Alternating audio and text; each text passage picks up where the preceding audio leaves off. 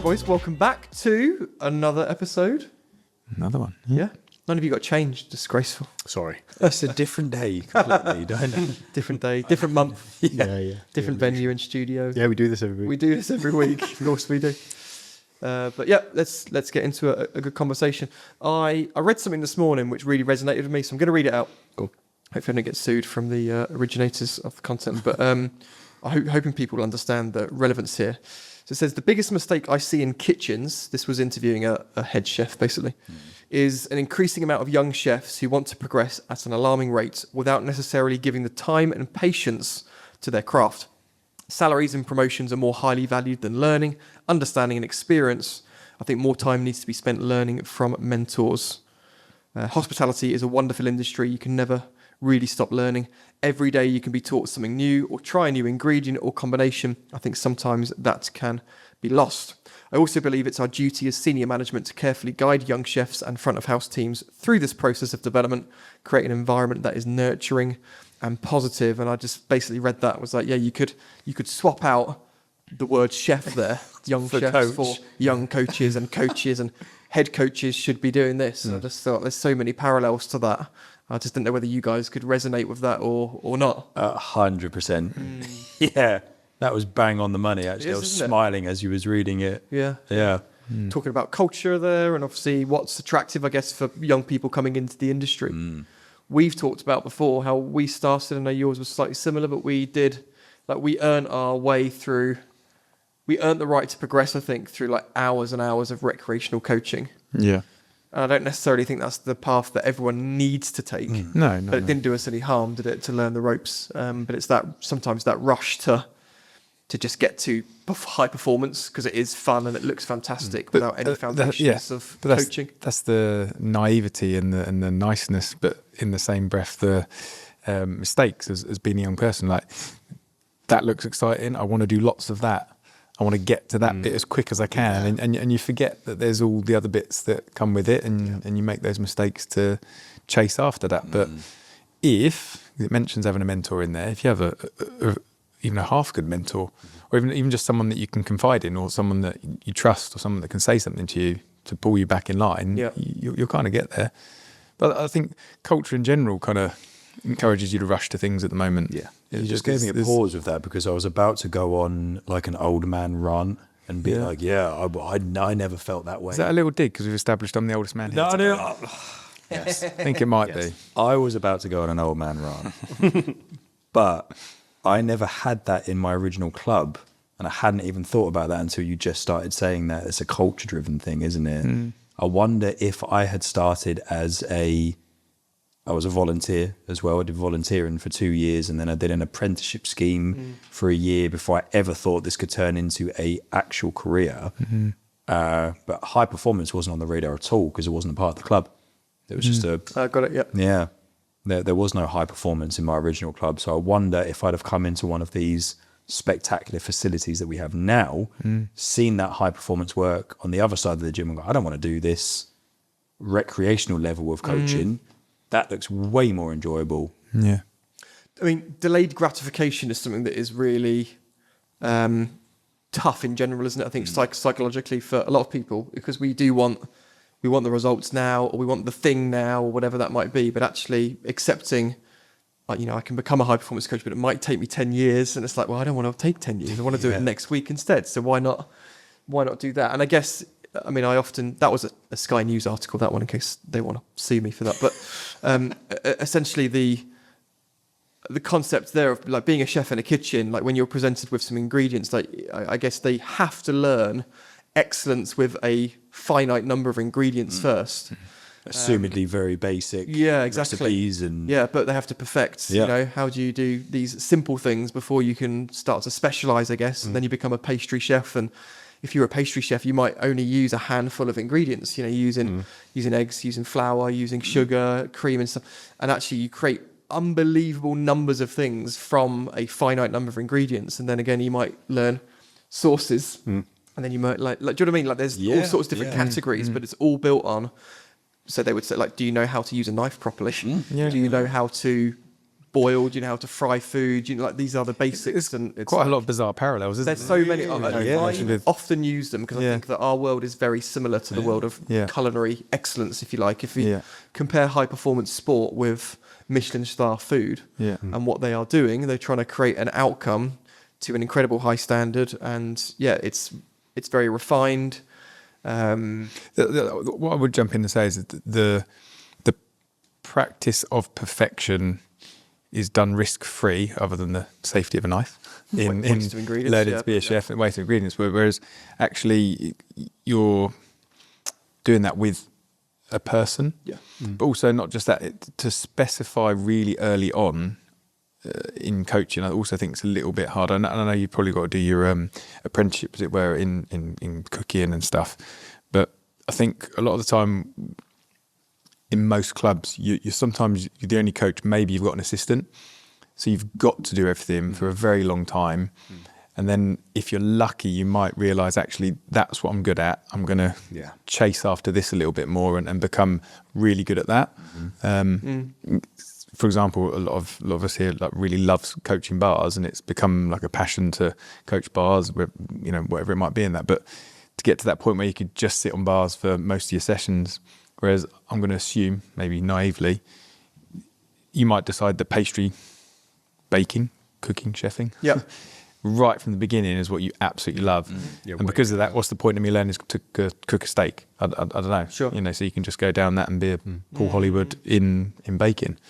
I just think it might be tough. I could be wrong. I guess it's how much transfer there is of some of the other foundational skills that you need that stop you from specialising. But I think we're often, as a culture, maybe the analogy is not quite right for this, but we want to specialise too soon. So we want to rush, and again, because it's the delayed gratification of going, well, actually, this is a graft, and it's going to take me 5 years and 6 years to get to that stage, and like being at peace with that. There's not many people that can do that, but also with coaching. So when you've got a set of 8-year-olds in front of you, it's the delayed gratification of going, I could get them to do a double back today if I wanted them to, because they're only little, I could chuck them round. But it's like, no, that's not the right thing to do, and I'm going to be patient and do the whole delayed gratification. I'm going to spend 3 years to get that right, rather than doing it today when they could probably do it, not very safely. There's a chance that they might get it right. Do you know what I mean? They may do it. Yeah, it's just an integral part of our coaching. The process there is very important, isn't it? And you don't realise that until later on in hindsight. But I'm assuming in the world of Michelin star restaurants, you don't just get to come in and become one. It's probably, from what I understand, very difficult. Yeah. And then you have your 1, 2, 3 stars. Of course, different tiers. Biblical, isn't it? When you get your 3-star, and I can only imagine you're only able to do that if you specialise in some way. I might be wrong there, but I don't know if there are many Michelin star restaurants that are like, we cover everything. Who knows? I might be wrong. There might be some out there, but what I'm fascinated by that in like the creative process is like, so they'll have a vision. They'll choose the very best ingredients. So it's the same ingredient, but it's like an unparalleled level of quality. So a tomato for them is not just a tomato. Like, they extract absolutely everything they can out of that ingredient, whether it's by like the process that they actually put it through, or however they elevate that ingredient. Or how they source it. Where they source it from. Is it fresh? There's nice little thing there, pun. But so that to me is similar to like, okay, let's take the handstand and let's make that outstanding. It's the same ingredient that everyone else has got access to and everyone else is teaching it, but how do we elevate the handstand to be better? And so that actually you combine that incredible handstand with an incredible range of motion in the shoulders, and we combine it for a really good reactive like floor plyo, and it's like everyone else is doing these things. Your competitors in every gym in the world, they're all doing a handstand, they're all doing a plyo, and they're all doing shoulder movements. So we're going to do it better. And that's how they get to Michelin star, and that's how we get to world class. And I always draw parallels. There are loads, aren't there? There are so many. Like, the other parallel you could draw from it is like, if you look at like world-class chefs who have created more world-class chefs as well. So, Gordon Ramsay's a really good example of sort of going like down that like Marco Pierre White route of like, but if you also like draw a tree from that, there's chefs that have come from him, and then from Gordon Ramsay, who's then produced like someone like a Claire Smith down at Core in London, who's again like a Michelin. And it's just like almost trickle down ripple you've had these epic mentors that have then created this person who's then created 5 chefs. It's like a tree effect, isn't it, of just like spreading out, and it just shows the power of someone who has excellence, who's willing to share that in a certain way, as long as you're willing to do your time and earn it. Because I think it is quite a traditional process, and then you can literally almost draw the tree back. And I think in coaching, it's pretty similar as well. Like, I know, obviously for you, you can draw it back. Yeah, and you're drawing on those mentors' philosophies, which you then base your whole career on, is like those early philosophies, and how that allows you to then get your foundations right, and then you decide to go, right, I can go a bit off piece now and create more creativity. Yeah, you've got the foundations right. Yeah, it's so interesting. Like when I think back to my 2 mentors at Durham, there was one that's very on the green side and very nurturing, and there's one that's very direct, and they were both my mentors. And then there was 2 interns at the time. And what's really interesting is like people can tell by mine and his coaching where we've come from, and actually who we drew inspiration from more, because we sit somewhere in the middle, but a little bit closer.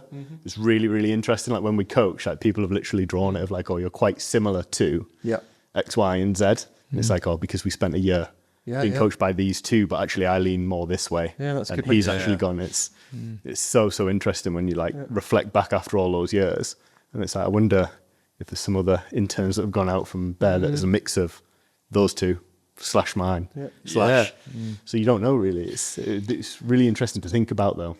What do you think the better way of getting to that perfection is though? Because is it to make sure that everything's instilled and the basics are there at the beginning, like you're saying in that quote about people want to rush to the finish line basically, or is there something in that you rush to the finish line, but then you come back a little bit?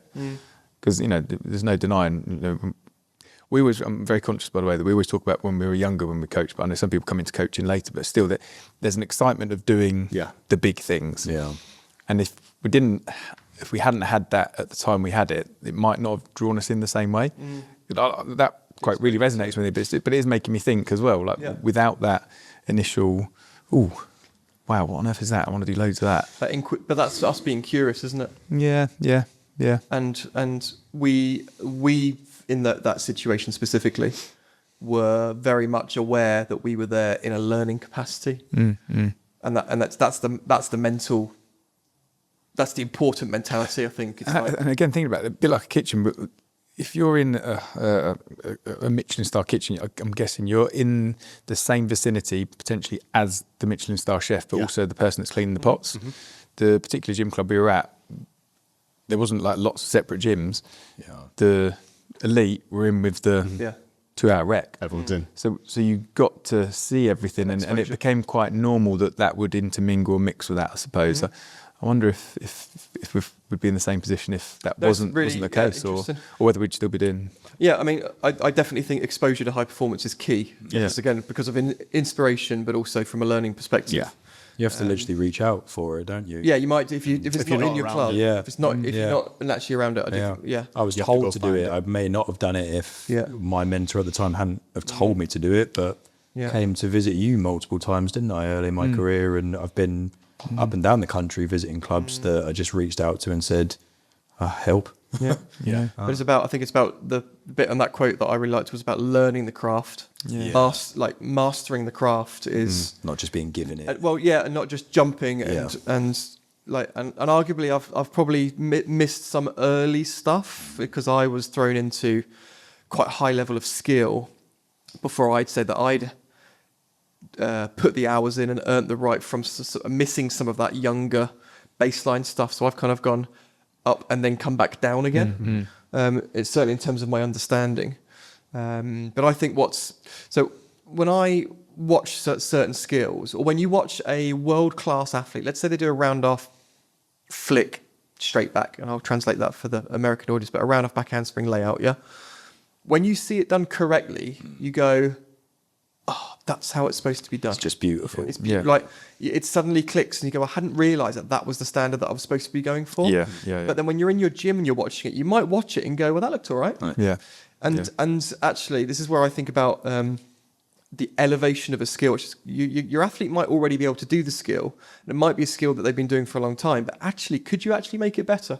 Like, could that round off be better than it currently is? Because you're spending all your time on a full in back out, but could the round off be better? Or if they got their arms up earlier on the takeoff, or quicker, or they punched the floor harder from the back handspring, would it send them up higher? But sometimes we miss that stuff because you don't know the what I call the standards gap. It's not until you see what world class looks like that you go, Or sometimes when you get to a particular stage in your coaching, and I don't think you have to be like a high performance coach to see this, but I can't remember the event or quite the time, but I do remember having a conversation with you one day and just going, oh wow, look, I can see how that athlete's been taught to do that in the way they're doing it. Deliberate technique. And my eyes, and I don't know, we're at a competition or something, and it literally just went, oh, I can see something. It was like, whoa, I'm awake. But also credit to whoever that was at the time, whatever club they're from. There was very specific of what they've taught. Exactly that. You realise there's levels. I think there's a point where you do realise there's like levels to performance as well. I had it with someone where I was brought back to rugby, but he was absolute outstanding. He was the son of Bill Beaumont, so he was a legendary rugby player. His son was equally as talented playing for Sale Sharks. He was the big boy at our club, like nurtured the whole thing. He went and played his debut, and I remember us just being like, "I'll be fine." He's like 6'5", he's like 120 sound, and he was playing against someone called like Sergio Parise, who was number 8 for Italy for like hundreds of caps. He's like a legend, and he literally said like he thought he was fine. He had a bit of swagger, and he said like when he ran into him, he felt his skeleton shake inside his body. But like to hear that on a Monday morning like rocked my world, because I was like, you're my strongest, fastest, fittest, most talented athlete with pedigree because your dad's an absolute legend in the game. And this man's just rocked your world on the weekend for 80 minutes because they didn't take him off because it was a learning experience. And I remember just thinking like, I need to... There's levels to this. Yeah, this is the best rugby player I've ever produced, and he's just been educated. Yeah. You know, and I just remember going back to the drawing board and thinking, actually, maybe these guys are doing way more. Subsequently, you were educated as well. Yeah, and it's like it's like a similar thing. It's just this moment of clarity, being like, these aren't the biggest, baddest people on the planet. It's like there's someone who's just got on a flight back to Italy pretty unscathed. But again, it's not until you're exposed to that seeing it that you can realise. Because ideally, it should happen in training and with mentors, and you go to another gym and you go, oh, that's what a backward giant. It's like that moment. Yeah, that is how it looks when they shift the wrist properly or they get the timing of the swing right. I was just like, okay, I thought mine was all right, but I've got a lot more work. Yeah, it's like tends to boil down to basics, doesn't it? Oh yeah. Tends to. Yeah. And I find genuine joy now at this point in my career being able to teach a basic in a nutshell, because it is a very technical thing still. If it's going to be done excellently one day, if it's just a round off or a handstand or. Love it. Yeah. But the really annoying thing about it is there's another club out there that's not doing that and producing the most beautiful gymnastics that isn't doing the same thing. And then that's when I go back to the drawing board again and think, I'm going to have to start again. I've got to rework it out again. Yeah. This is the headache of coaching. I know we've talked about this before, because I don't necessarily... we've mentioned the word perfection, but I don't necessarily think that it's healthy for us to have to perfect every detail. And we've obviously talked about the balance there, because for me it's on a spectrum, which I call the perfection spectrum, and it's like where do we sit as coaches on that? And maybe for some skills it's going to be further up towards perfection because it's such a foundational important skill, and others it's less important, so you can slide back down the other way, which is actually, it looks a bit rugged and messy. It doesn't matter too much. But I do think, so just coming back to the food thing for one more example, it's like a lot of it is based on our standards. Our standards are driven by our prior experience. Yeah. So if you go into, and we've all been to McDonald's probably multiple times this week, I'm joking. So, probably gone my head. You know what it's going to be, and you've got a really good understanding of that. Now, when you have like higher quality meat, for example, let's say you have the most incredible steak, a world-class steak, that then becomes your benchmark of what a steak is supposed to taste like, and you judge every steak thereafter against your experience that you've had. So that I'll provide another example. So Leonie and I obviously went to Florida last year. Were we Florida last year? I think so. In the summer, and we went to Disney, but we also went to Universal, and we made the mistake of going on one of the, it's Florida's best roller coaster, essentially. It's this is exactly when I forget what the name of it is called. It's the Jurassic Park one. Something Saurus. Anyway, it's Something Saurus. What, the one where you Big go through on the dinosaur gym? thing. Leonie's going to kill me for forgetting what this is. Yeah, I mean, I've been on it. You've been as well. Yeah, I don't know. Something Saurus. Something Saurus, right? Yep. Jurassic Saurus. This is where like insert names I going to know, come here. terrible. Right, anyway, let's bring this back. So we went on that first, and I sat at the front, so it's like, it's the scariest experience, but it's the most incredible. And I did that back to back, and I think I went on 6 times back to back, and Leonie did 2, and then she sat out, and I went on with her family and that, and it was amazing. Now, what that did was gave me an elevated experience of like, this is what a roller coaster is supposed to feel like. Yeah. Now, for the rest of the day, every roller coaster I went on thereafter was judged against my first experience, and it just never met expectation. I was like, it's not as good as that one though, is it? Yeah. It's not as good as that one though. And so it's another way of framing what I think our standards are, and that is our mental, visual kind of reference that we benchmark everything else against. Yeah. Once you've eaten amazing food, nothing else is good enough, or nothing else is right, or like once you've had cucumber in a glass of water, you will never want water without cucumber in. Like, do you know what I mean? So true. It elevates and it's it, like because your standard has now gone up, and so I do again. I don't know. Maybe I've gone off on too much of a tangent here, but just thinking about standards, expectations, and how you can elevate what you've already got to get something more out of it. I like the tangent. A favourite quote of mine from Bruce Lee is that when he was a novice, a kick was just a kick and a punch was just a punch. Then he became an expert, and he said it was more than a kick, more than a punch. But then when he really understood his craft, it was just a kick and just a punch again. Right. Wow. And Nice. yeah, I think that's exactly what we're Like full circle. full circling here, isn't it? Back to just doing it beautifully. Yep. Yeah. Not overthinking it. Exactly. Just doing the moment. Yeah. There's so, like you said earlier about a tomato, it's just a tomato, or a tomato for some people. But Yeah. It was it can be highly elevated. Yeah, it was interesting when you were talking about the almost like the accelerating of a coach as well, like wanting to do it. And I was at a conference a while ago, like down at Red Bull, and they had a guy who's like a psychologist, and he works with like a myriad of people in sport, and also like the SAS and the NFL. He's just like one of these guys that just clearly just works with loads of. And he was talking about actually accelerating excellence was his topic, which is almost like the opposite.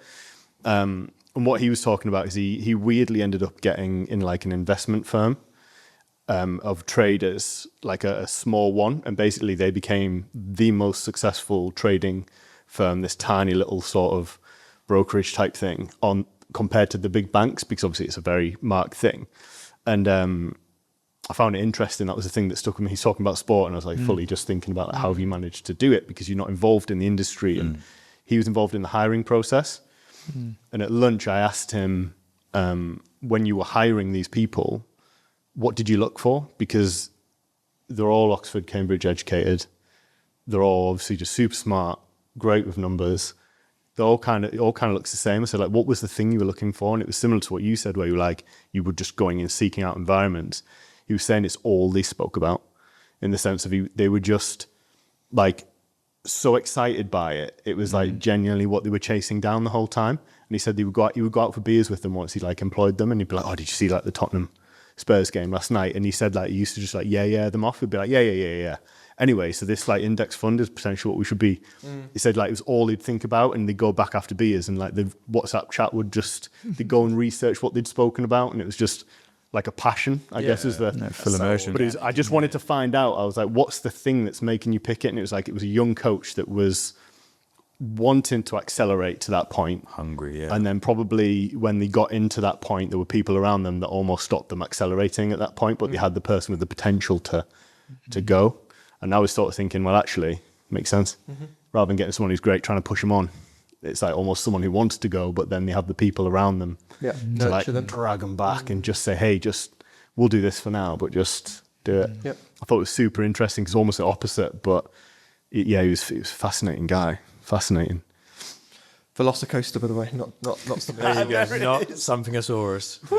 Velocicoaster. Nick, for the past 20 minutes, Yeah, has you been were going, sitting on that. yeah. What's that ride My called? brain subconsciously was doing that its so thing. I hate that thing. That's class. I knew it would come to me. So Nailed I it. had the same thing on Guardians. I went on Guardian, yeah. Guardians because it was amazing, but it played Do You Remember? yeah, I love that one. Amazing. And then the second time I went, I didn't know the song and it wasn't as good. I didn't know how far into Non-Disney that song fans you were will going to not go. get it. Anyway, got there in the end. I was sat here like being like, how far into that song are you going to go? Oh, I could have I could have gone. was primed and ready. So here at NR Gymnastics, we're once again super proud to be partnered with Little Stars Leotards, who've been a fantastic partner for us over the years. Not only do they provide exceptional service for their customers, but they're a great team for us to work with, and they provide us a lot of value too. It's no surprise that so many clubs here in the UK, but also overseas, are making the switch to Little Stars Leotards for their service, but also the quality of leotards and clothing that they provide to the community. So if you're interested in checking out why they're such a great team to work with, visit littlestarsleotards.co.uk. And thanks again, Little Stars, for being such a fantastic brand partner. Remember having, so obviously Dennis, who many of you are familiar with, I had this conversation with Dennis. I get told off on my socks, dirty socks towards the camera as well, so I'll go this way. But we spoke for like 2 hours about this like perfection issue. Issue is in like the conflict as a coach of we want perfection, but is it always useful? Is it healthy? Is it realistic? And the thing that we came back to the conclusion of is no.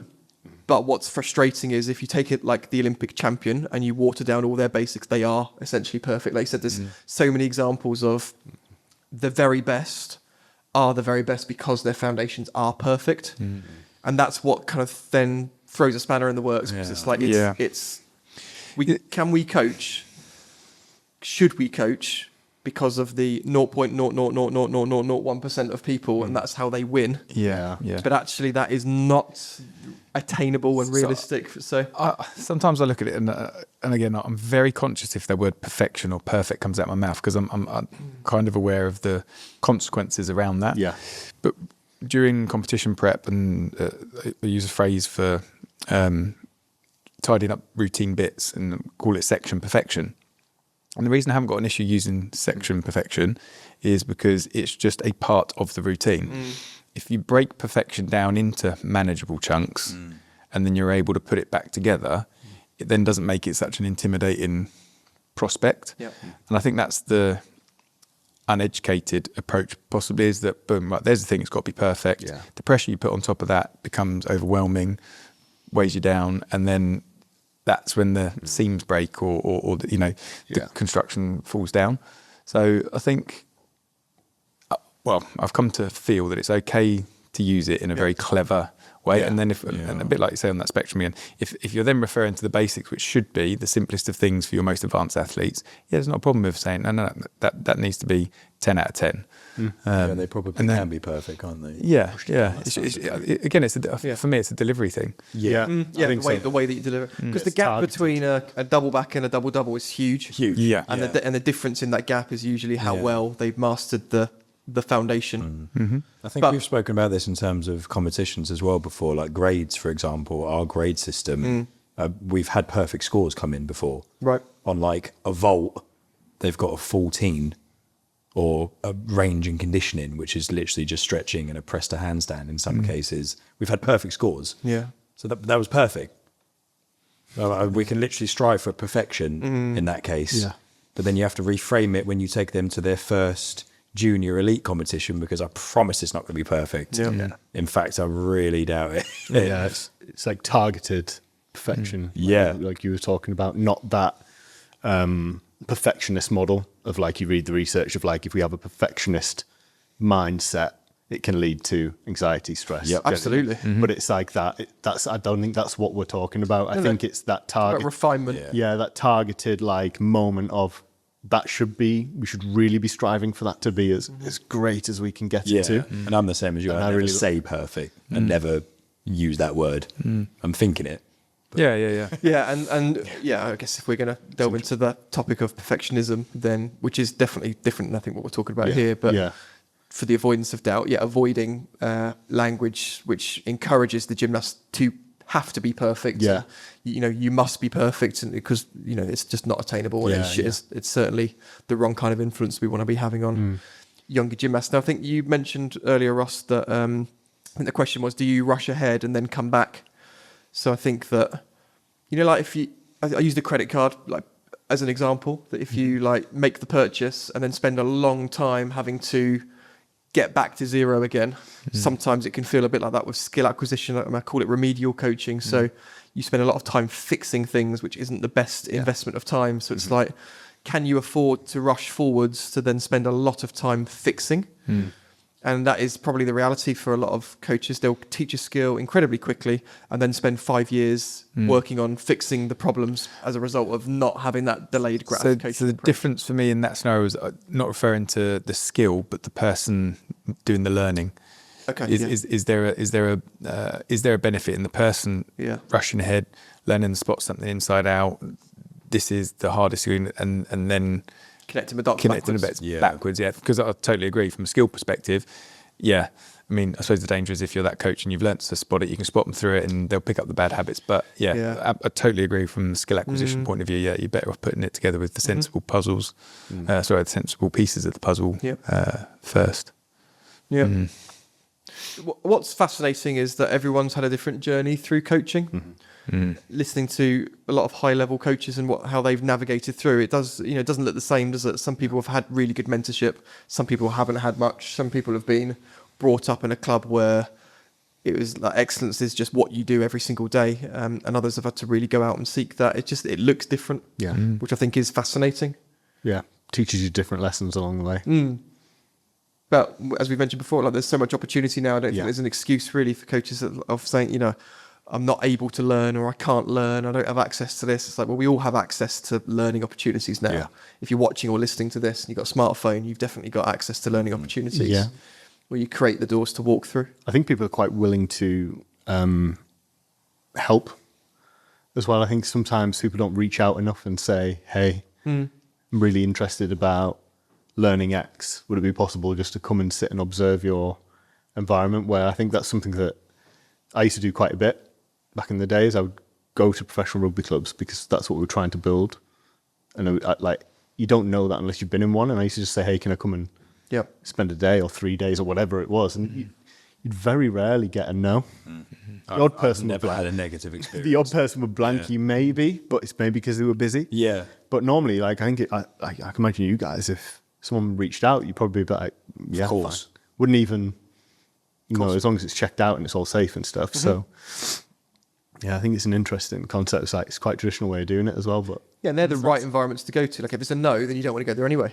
Yeah. If it's not the right environment. All right. Yeah. So you've done me a favour then. So and just sitting and watching rather than working for the day. I think there's something quite good in that as well of just... definitely. You get to switch off because you're not the one who's in charge of the moment. So then you get to become the person learning again. Yeah. Where if you're always the one in charge, you're not the one learning in that traditional way. You learn through experience. But I think just learning by watching goes a long, long way. Yeah, totally agree. I can't recommend that enough. Yeah. That's how I learn. I've done it.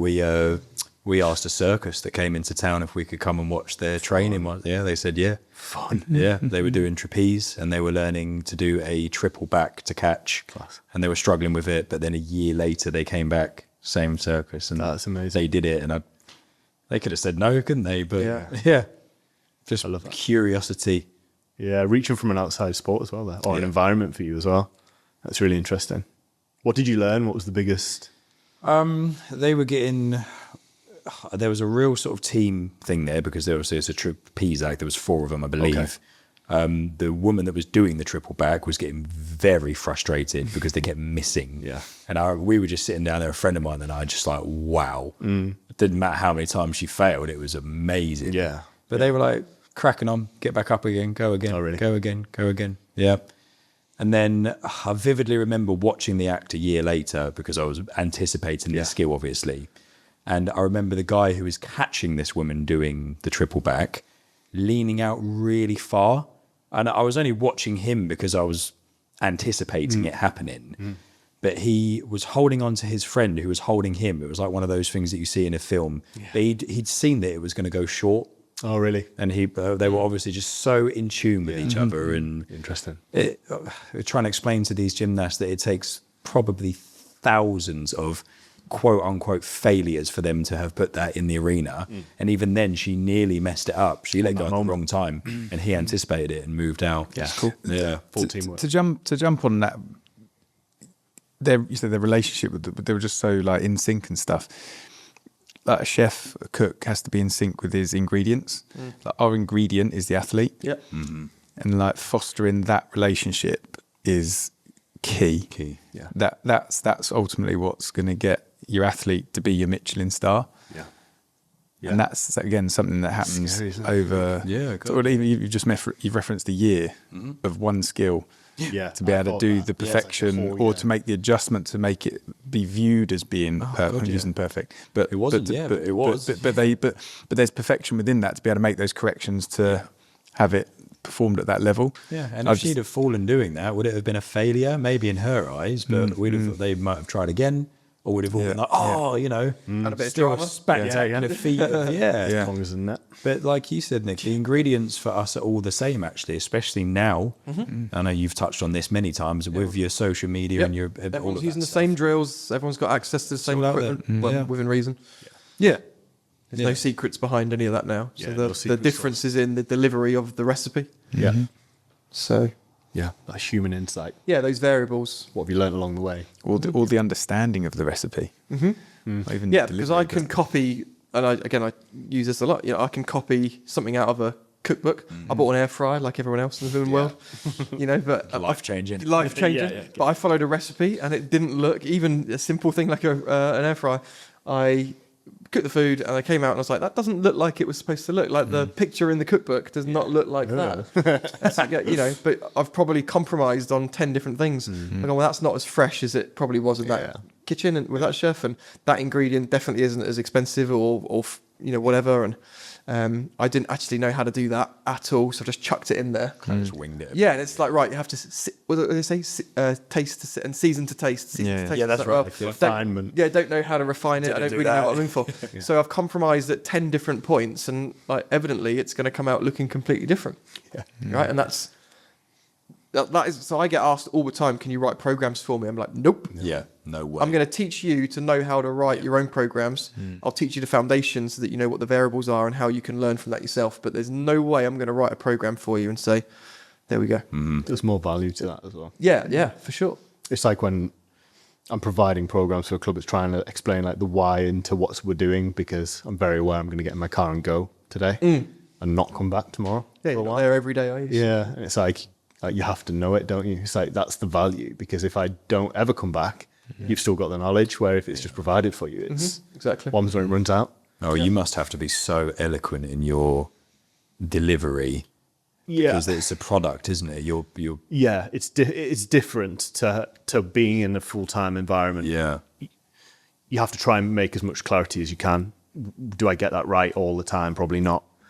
But the instances that I think where things are going really well is where the coach understanding is absolutely there, and they understand exactly why I'm doing something, as opposed to it just happening, and they're kind of okay with that.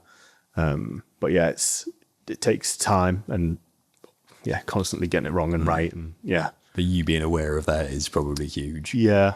I think it's just part and parcel of what we do. But the day in, day out is something that I would say I'd probably miss a little bit as well, if I'm being truthful.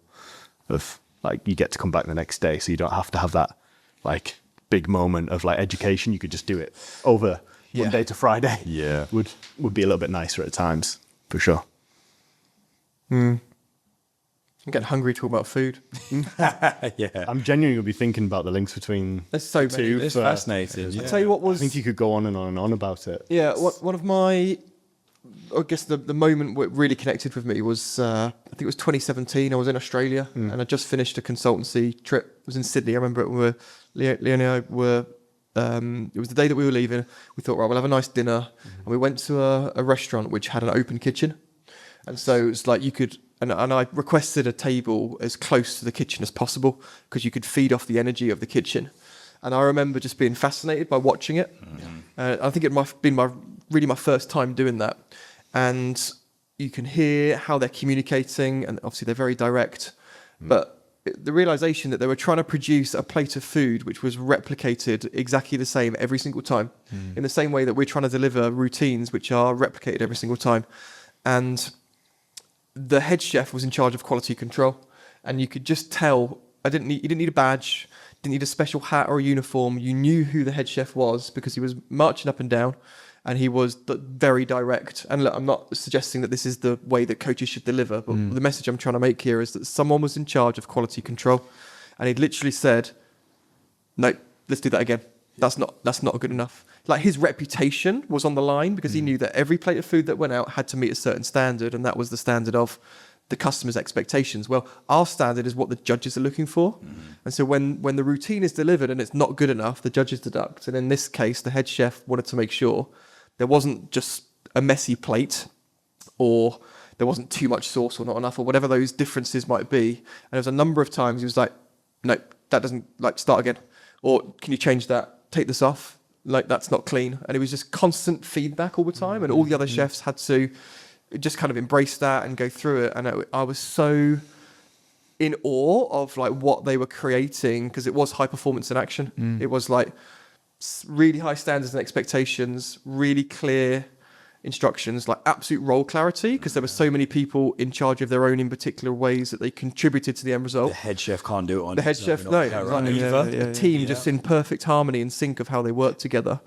And there were so many high performing parts to it, and that's when it really connected with me. I was just like, I'm watching coaching in action. Like, this is teaching gymnastics. Performance. But that's also, absolutely. But that's where, again, I'm sorry to go on about it again, but that's where understanding your ingredient, your athlete, is vital, because then you can ask for that go again, or you can have that conversation, that's not good enough. You can check in again, what are we aiming for? Are we still aiming for that? Why are we aiming for this? And just keep bringing it back. We're going to be happy to put out. Absolutely. And show to the world. Yeah.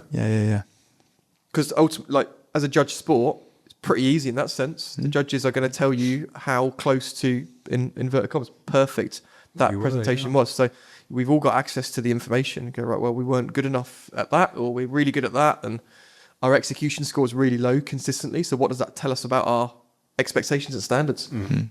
Like, it's really clear because it's judged. Very obvious feedback. Very obvious. Yeah. I mean, I guess from the culinary world, it would be like reviews and sending a plate back. Critics, as well, saying, what, this place has got it wrong, or this place has got it right, whatever that might be. So I think they live and die by them. Yeah, exactly.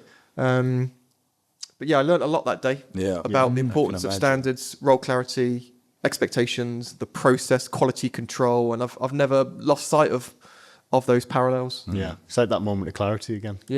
Of just like even later down the line of like, oh my word, like another moment of like a little light bulb moment. Just again.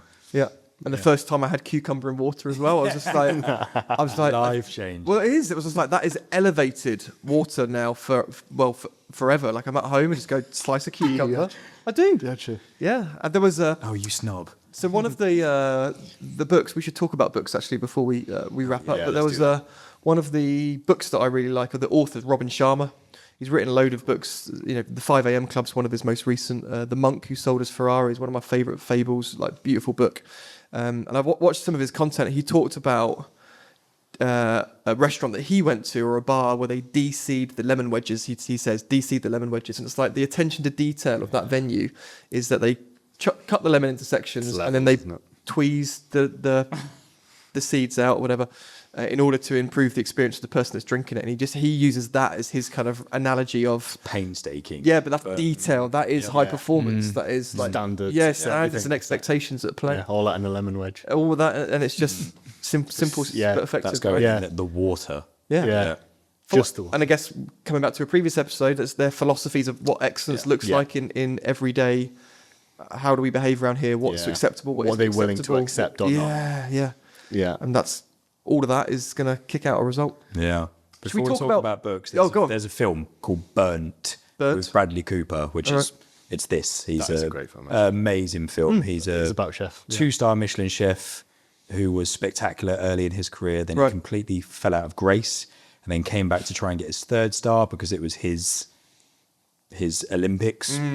And he tried to do it. I'm going to ruin the film, but watch it because it's amazing. Okay. Yeah, spoilers alert. Yeah, but he tried to do it all by himself. Got it. And realised that he couldn't. It's spectacular film. Yeah, he spent a lot of time with Gordon Ramsay, didn't he? Minutes, he went into Gordon Ramsay's restaurants and worked alongside him, and he did his he learned due diligence. It's a great film. Nice. That's a great Thanks for that. recommendation.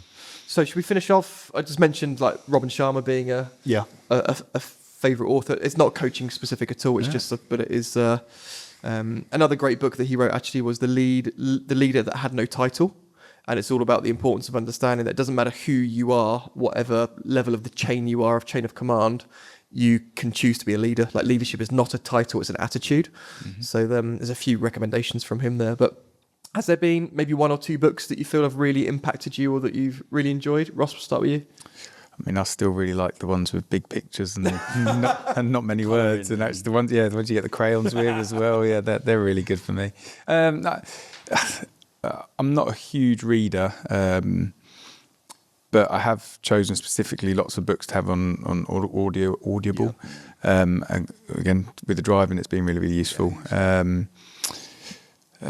Legacy is a great one. Me and Dan were talking about it earlier. And having a bit of a rugby background like Dan, I made connections, but then associating them to what I would call my sport now. It was like, oh my God, it's just got so many things you can tie and pull and use, and actually, I believe you can implement. It just takes a lot of work, but that's everything we do. Is it Black Box Thinking? Is that another one? That really brought me into the I listened to the detail of things.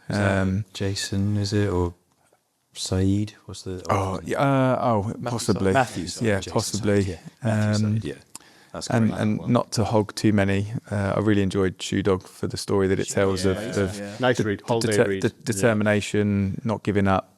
Having a dream. The story of Nike. Right? Great book. It's a great book. Yeah, that's great. Dan, what about you? Legacy's good. When I was working in rugby, I read that every summer before pre-season. That book looks like it's been to war. It's kind of like, I haven't bought a new one because I kind of like it. It reminds me of when I was there doing it. One that is quite close to me for a number of reasons is that the score takes care of itself. Bill Walsh, which the copy I have is actually one I've nicked off Nick. So I'll come clean to that's most of my books. A lot of your books have come from me. Taking a few today. There's something about that book that speaks to me in the way I think I approach how I coach, and how it's building trust in the environment and still having standards when you're building trust. And it's a book that when I used to work in sport, I used to give it to my captains every year. So, I don't know. 7 years. And used to write a message in it and gave it to a captain, a guy called Tommy Miller. There was two, Tommy Miller and Scotty Hall. And Tommy Miller unfortunately passed away. But I still have a picture of the quote I wrote in Tommy's book. That's cool. That actually treasure, and I actually sent it to his mum this year. She didn't know. She dug the book out. But the reason I used to do that is because they were young leaders. They weren't leaders yet. They're impressionable athletes. But we would do they would read it throughout the year, and it would make me read it again, and I would just discuss bits with them. And it was, I think it's nice book. And Bill Walsh is one of these guys where I don't think he's held in, I think he is in America, but not as high regard in NFL as other people. But when you read the book, I think he should have been held in more high regard for me. So it sits quite close to me. That's quite nice. Yeah, I love that. It's an easy read, isn't it? It's not like a really heavy read either. Yeah, it's just coaching book. Yeah. And that's the beauty, I think, of Legacy, that it's like you can, as a performance coach, you throw yourself, you can envisage the environment. It's very very easy to connect with, I think, emotionally connect with the stories and all of that. Yeah, Legacy pulls it into that purpose. There's some really big chapters about just being a good person in there. That's what the chapter's called. But it's good stuff. I think it's... You'll help me again. There's actually another really good rugby-related one. The old captain for the All Blacks, Dan Carter. Dan Was Carter. it Dan Is it Carter 10? It's Dan Carter. Yeah. It's like Winning Ways or the 10 Winning Ways or something like that. It's not all in. That Got it in there. Yeah, that was actually another very good one that's directly applicable, or Nice. you can apply it to any sport, any business Fairly recent. situation. It's only like 18 months old. Yeah. I've not done that one. And I found that one all by myself. Well done, mate. I'm putting it on my list. Yeah, I found it on Nick's shelf. Like I'm going to do today, I'm going to purge that library before I go home. Jack's already got a few in his bag, So many. That's good. Yeah. So, Jack, any particulars for you? Yeah, hundreds. You ready? No. Just give me 2. 5 off your shelf. My version of Legacy is Atomic Habits. I love that book. James Clear. Yeah. I go back to Classic. that probably once a year. That's interesting, yeah. Yeah, it's really good. I like Will It Make the Boat Go Faster? You've got a copy of that Yeah, right there. Beautiful book. That's so good. Yeah, you love And again, that's easy to throw yourself. So applicable, Like, you imagine that you're there, and I think they've got great storytelling with that. So that's a beautiful book. Yeah. I love that book. Can I quickly throw one more in the mix? Of course you can. Please. And maybe it's to dive in a bit deeper for another podcast, but being a male in the sport, I found the chimp paradox really interesting. Never finished the book, but read the parts that resonated with me. Yeah, nice. And, the chimp and the computer part of the brain, the red and the blue, that kind of thing. Nice. I found that really helpful in a management of me scenario. controlling Yeah. have It your just functioning. suddenly went, oh, wow, there's 2 parts. And how I didn't find that myself, I don't know, but I guess that's the lovely thing about reading or listening to books is that if it connects, it opens. We were saying it earlier on, weren't we? We're seeing skills and stuff, how they're really done properly. It just opens up your eyes again. Yeah. It's a light bulb moment, isn't it? You go, "Ooh." Love that. Yeah, I listened to the Chimp Paradox actually because I found it quite a hard read. Yeah. And I got all the way through it when I listened to it. Yeah. What's your go-to? That's Dr. Steve Peters for anyone. Or is it Professor or Doctor? Professor Steve Peters, I think. No, sure. Steve Peters, Chimp Paradox. For me, so you got some of them there. Obviously, Would It Make the Boat Go Faster? Legacy we've talked about already. Coaching with Heart, and I know I've lent you one of those. Yeah, I've been through that. Gave you one of those. So, Coaching with Heart was an amazing book. Because I was just reading it, going, yeah, this. If I could give a book to every up and coming coach, that would probably be it. Yeah, it's mandatory. It's like mandatory reading. It's an easy read again, and it's just full of the right messages about what's important about our role as coaches. So I really enjoyed that one. And there's so many. You've read or listened to the 4 Agreements as well, haven't you? I love that. That's an outstanding book. Absolutely love it. Yeah, the 4 Agreements. And bizarrely, actually, I go back and I revisit that at testing times. Yeah, That's an outstanding forget. book that I think everyone should. Yeah. I mean, and if anyone wants to borrow one of mine, it's in there. So good. It is a beautiful book. There's a whole series of them. There's a 5th Agreement, for example. It's funny how we've got like that's something that myself and another coaching partner gave to an athlete, Right, okay. to help them manage things and It's nice. and get through it. Yeah, I started doing it, and then I almost felt like I couldn't stop doing that. yeah. I haven't obviously done it with gymnasts, but like honestly, when I started doing it, and then just having to be able to reflect on that now, it's actually if I was ever in that environment again, I'd go straight back to doing it. And think about the ripple effects. So many of you have just mentioned about like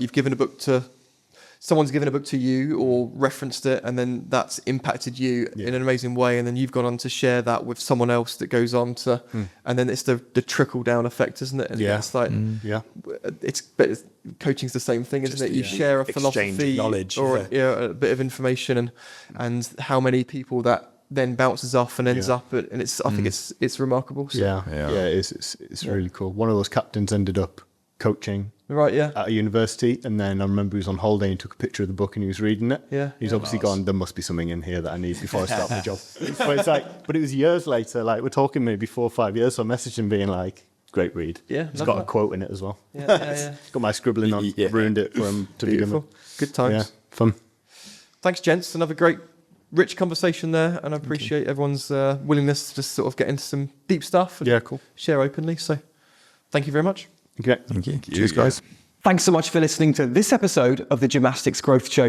Now, if you're an ambitious gymnastics coach with a hunger for self-improvement, check out my Gymnastics Growth Academy, where you'll find members from over 40 countries, all accessing my masterclasses, courses, templates, live community calls, exercise libraries, and so much more.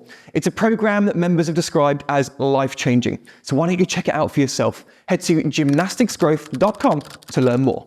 See you on the inside.